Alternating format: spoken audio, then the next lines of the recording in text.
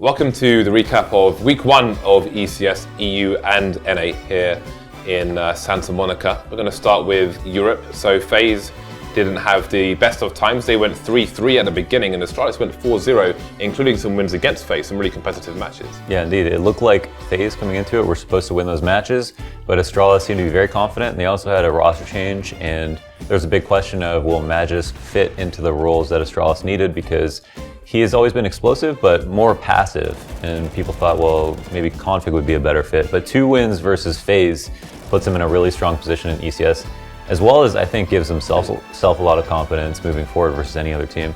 We saw a lot of Virtus.pro as well, and they managed to take a win off of FaZe on Train, I think it was. It's still early days for them, I think. It's good to see though that Mihu hasn't slotted into the team and just taken all of Taz's roles. They switched things up on Train. Mia was playing the B-bomb site, so it will be interesting to see how that develops as time goes on. Moving over to North America, Rogue had a good start against Complexity, going 2-0. Complexity looked shaky on the first map that they played in the series, but had a better showing on the second map, even though they lost. Yeah, I would say last season that Rogue looked like the weakest team that in Pro League or just North America as a pro team, and also Complexity started out really strong last season, then faltered and fell off. And now this season, because they've got Sick, which is top tier talent in North America, and GMD, who seems like he's actually really good, even though he's only coming from Premier, they actually seem like they could be, 4th or 5th best team in North America, and potentially could take a landslide. NRG went 4-0 at the beginning.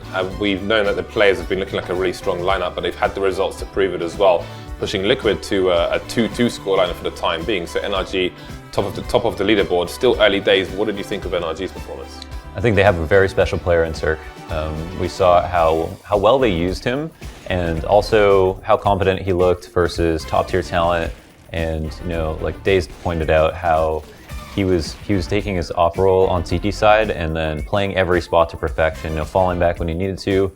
But then he was also able to have really good clutch moments. He didn't miss any flicks whatsoever. And again, he was being set up really well by his team. So that's a player they want to hold on to, and they can continue to build around him. And I think, moving forward, he might be one of the most valuable players in North America. So Energy, I think, are well positioned to definitely make LAN.